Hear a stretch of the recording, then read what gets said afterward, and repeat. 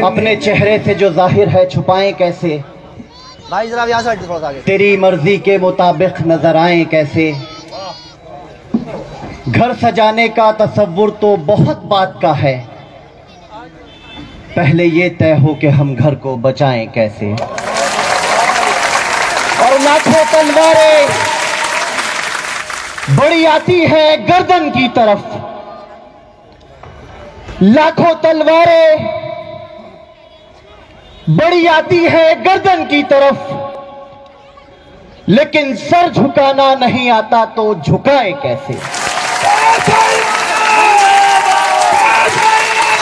मंच के सामने मौजूद मेरी मां बहनों, बुजुर्गों, नौजवान साथियों, मैं स्वागत करता हूं आप सभी लोगों का कि आप 4 घंटे से मुसलसल यहां बैठे हुए हैं। मैं स्वागत करता हूं आज के हमारे मुख्य अतिथि जनाब संजय सिंह साहब का कि वो आज दिल्ली के मुख्यमंत्री अरविंद केजरीवाल साहब का जो पैगाम लेकर आपके बीच आए हैं। हमारा देश इस वक्त आर्थिक तंगी से जूझ रहा है। लॉकडाउन का वक्त हम लोगों ने एक दूसरे का हाथ पकड़कर, एक दूसरे को सहारा देकर बड़ी मुश्किल से वक्त गुजारा है। बहुत से हिंदुस्तान के लोगों ने प्रधानमंत्री राहत कोष से लेकर मुख्यमंत्री राहत कोष तक हजारों रुपए का चंदा सिर्फ इसलिए दिया सरकारों को कि लॉकडाउन में जो लोग वास्तव में बहुत परेशान हैं उनके घर मदद पहुंचाई जाए। लेकिन इन चोरों ने किसी एक मजलूम के घर मदद नहीं पहुंचाई। हमें याद है वो मंजर कि जब लोग प्रवासी मजदूर अपने छोटे छोटे बच्चों को माएं अपने कलेजे से लगाकर भूखी और प्यासी पैदल ही मीलों के सफर पर निकल पड़ी थी। याद है वो मंजर हर एक शख्स को कि किस तरीके से बच्चों के पैरों में छाले निकल आए थे और ये सरकार उनको उनके घर तक नहीं पहुंचा पाई।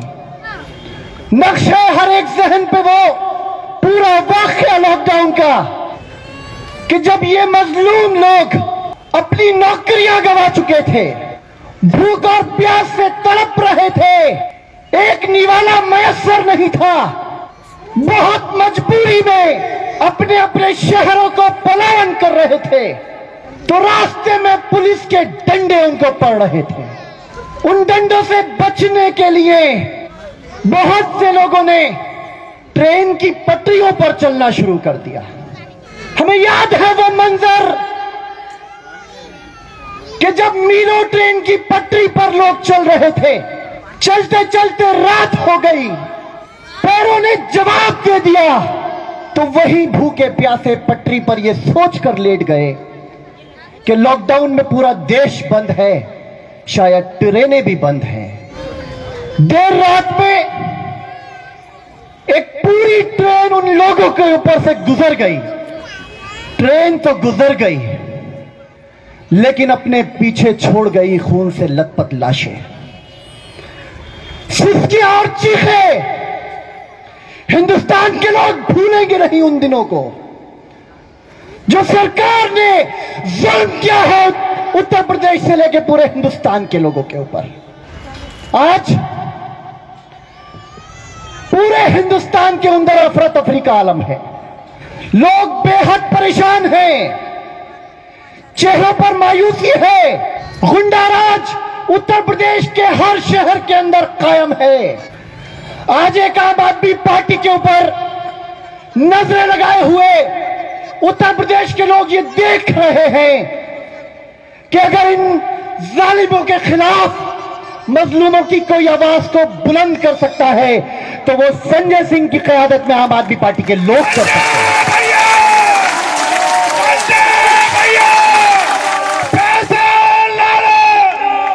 हाथरस के अंदर हमारे काफिले को घुसने से हम क्या करने जा रहे थे हाथरस?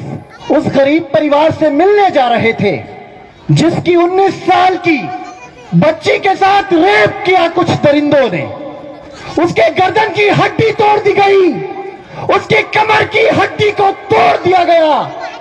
जिंदगी और मौत के बीच 9 दिन तक उत्तर प्रदेश के अस्पतालों में वो धक्के खाती रही, लेकिन उत्तर प्रदेश की योगी सरकार उस बच्ची को उत्तर प्रदेश के अस्पतालों में इलाज नहीं दे सकी। हम संजय सिंह साहब की क़यादत में जब हाथरस पहुंचे तो हमारे काफिले को पुलिस ने घेर लिया। लाठी और डंडों से लैस होकर हमें बढ़ने से रोक दिया गया, लेकिन संजय सिंह साहब की दहाड़ ने उनको यह बता दिया कि हम आपकी लाठी, गोली और बूट की धमक से पीछे हटने वाले नहीं हैं। हम उस मजलूम परिवार तक पहुंचे और संजय सिंह साहब ने यह कहा कि उत्तर प्रदेश की सरकार इस परिवार को सुरक्षा नहीं दे सकती, लिहाजा यह परिवार मेरा परिवार है और मैं अपने परिवार को अपने साथ दिल्ली अपने घर में रखना चाहता हूं। मुझे उम्मीद है कि जल्दी वो परिवार संजय सिंह साहब के पास पहुंचेगा। अजीज साथियों, बहुत जुल्म है, कहां तक मैं आपको बयान करूं। यहां कितने ही लोग ऐसे बैठे हैं जो आज बड़े बिजली के दौर से बेहद परेशान हैं। आप हाथ उठाकर बताइए क्या बिजली की समस्या उत्तर प्रदेश में है कि नहीं है? क्या आप लोग बिजली से परेशान हैं? परेशान हैं? हाथ उठाकर बताइए बिजली से कौन कौन परेशान है? किस किस के बड़े बड़े बिजली के बिल आ रहे हैं? आप चाहते हैं कि आपके बिजली के बिल माफ होना चाहिए? होना चाहिए कि नहीं होना चाहिए? होना चाहिए कि नहीं होना चाहिए? तो कौन कर सकता है आपके बिजली के बिल माफ? दिल्ली के अंदर बैठी हुई आम आदमी पार्टी की सरकार हर परिवार को 200 यूनिट बिजली फ्री देती है और 400 यूनिट तक का आधा रेट लेती है। दिल्ली के अंदर सरकारी स्कूल इतने बेहतरीन हैं कि हमारे मंत्री और विधायकों के बच्चे सरकारी स्कूलों में पढ़ते हैं।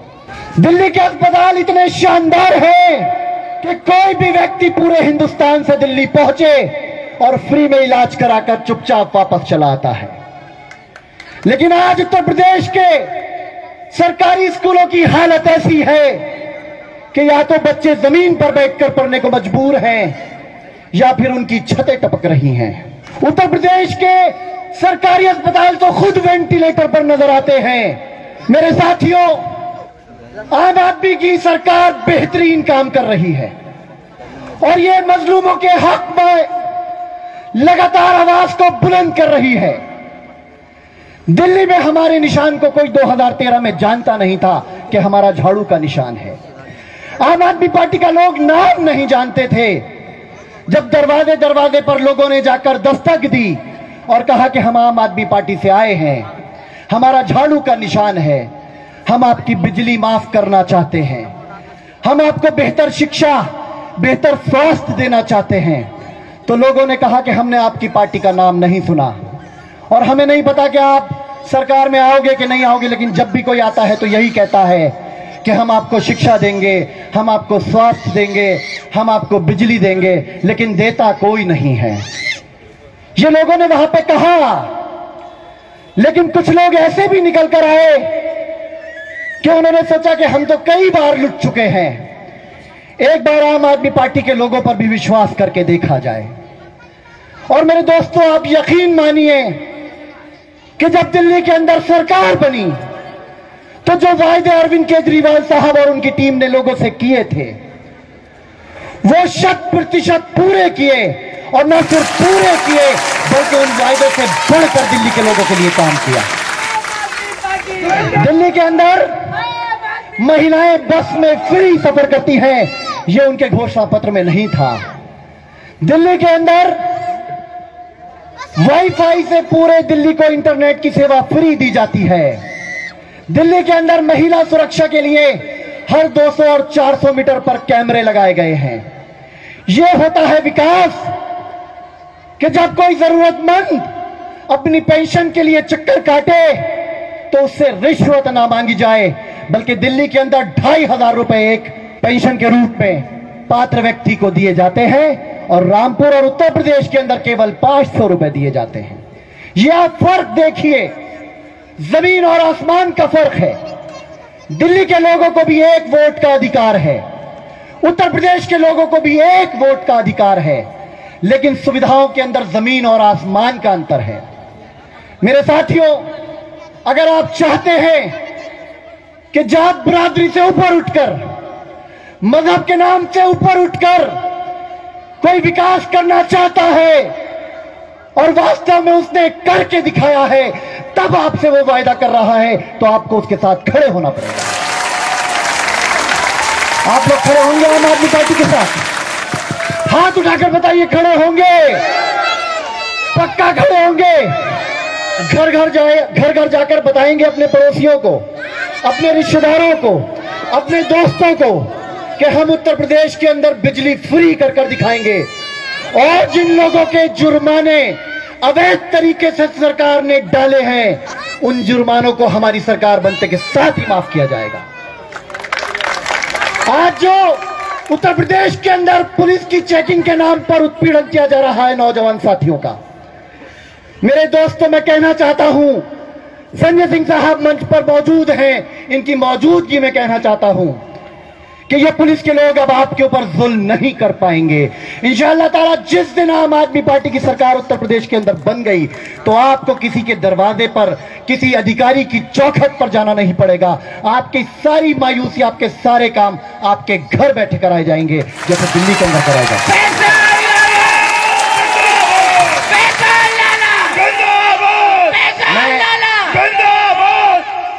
अपनी बात को खत्म करते हुए कि सितमगर वक्त का तेवर बदल जाए तो क्या होगा, मेरा सर और तेरा पत्थर बदल जाए तो क्या होगा। सितमगर वक्त का तेवर बदल जाए तो क्या होगा, मेरा सर और तेरा पत्थर बदल जाए तो क्या होगा। अमीरों कुछ ना दो, ताने तो ना दो इन गरीबों को, जरा सोचो मंजर बदल जाए तो क्या होगा। बहुत बहुत शुक्रिया।